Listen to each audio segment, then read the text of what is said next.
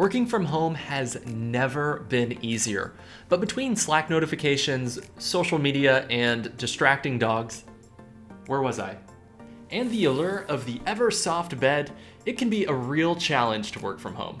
I've been working at home for quite a few years now, and through a lot of trial and error, I've actually found a few techniques that you can use to be not only focused, but even more productive at home.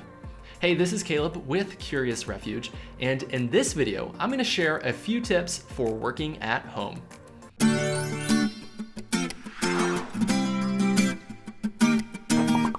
This video is sponsored by puppies. I've also created a free PDF that you can download for free that includes all of the tips outlined in this video, so you can share it with your friends and coworkers. And there's also a few of my favorite tools for being productive at home. Just click the link in the description of this video. All right, let's get to the first tip. Tip number 1, a morning routine. Surprise, surprise. When you work from an office, you have a routine whether you like it or not. You have to drive to the office, find your parking spot, say hello to Patty the receptionist, get your coffee, and then sit down at your desk. This routine creates consistency, which allows you to focus your creative energy on being productive. But the same is not quite true at home. If you don't have a morning routine at home, inevitably what will happen is you'll sleep in too late, rush out of bed, and then go directly to your computer. This will create anxiety that will last all day. This is why I created a morning routine for myself. Every single day, I wake up, get ready, make tea, read my Bible, pray, meditate, journal, and make breakfast. Developing this routine took time, but in the beginning, all I did is select a few of these things to stay consistent with. Over time, they developed into habits, and the best part is, I don't even have to think about them anymore. I just do them automatically. So ask yourself, what routines do you want in your life? Pick 3 or 4 and go ahead and start doing them every single day.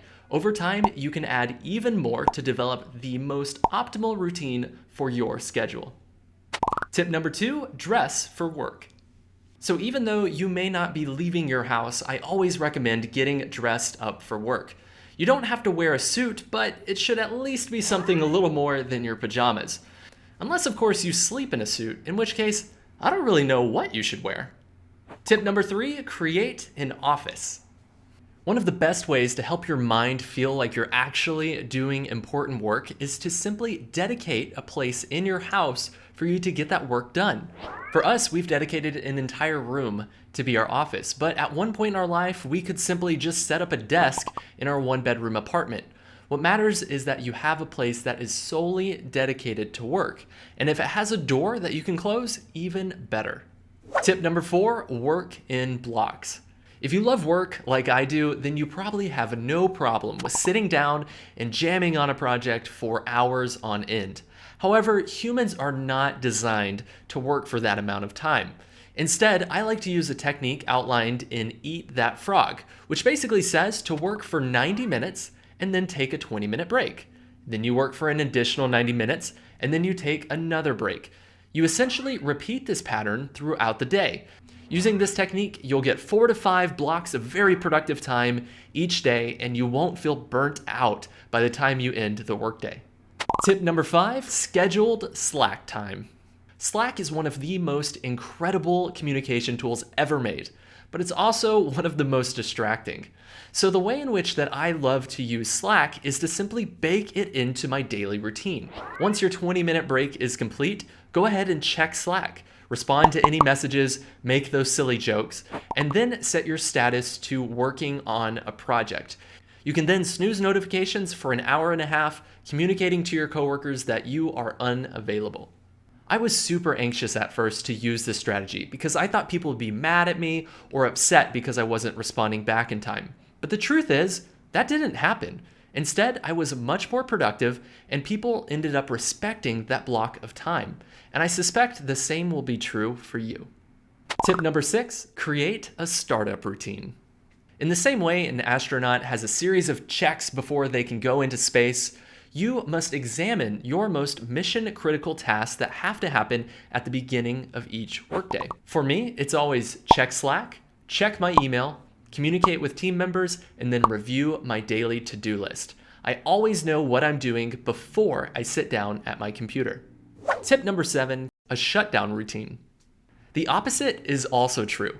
What are the most important things that you need to do before you leave your office? For me, it's check my email, prep my daily to-do list for the next day, and then clean the office so it's spick and span, ready to start the next day. Tip number 8, communicate your plans with friends and family. Let your family and any distracting friends know what your work hours are. If they hit you up, you can respond back to them during your 20-minute break at the end of each one of your work blocks.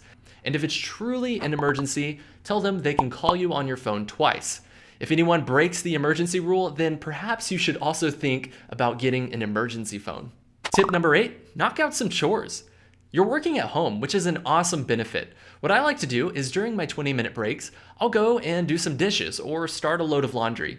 Because you're working at home, you will be around people less. And so I love taking this time to knock out any important task around the house so that in the evening I can focus on connecting with friends and family.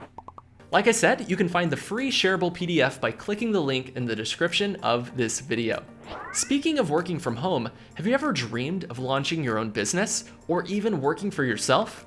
If so, check out The Curious Millionaire.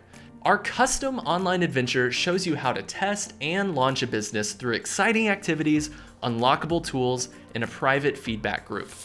So the last thing to do is click that subscribe button and get ready for today's bonus tips. Today's bonus tips are just a few of my favorite tools for working at home. Number 1, ToDoist. Number 2, Bartender. Number 3, Newsfeed Eradicator. And number 4, Google Home. All I do is sit down and say, "Hey Google, can you set a 90-minute timer?" And when she tells me to stop, I do.